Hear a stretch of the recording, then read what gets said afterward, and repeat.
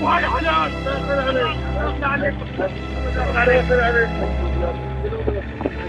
غلطوك ايش بدك تسوي؟ وين بدك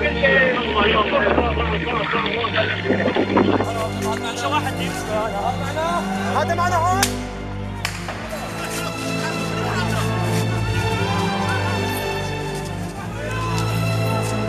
لا يا زلمه وسوي يا حرام.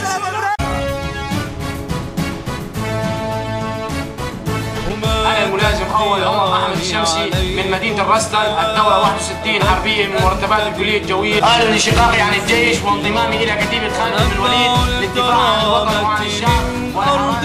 نحن كتيبة الفاروق من الجيش الحر السوري أجلنا بتاريخ 5/11/2011 من أجل حماية المتظاهرين العزل في مدينة باب عمر، وأتينا من أجل الدفاع والحماية عن المدنيين العزل.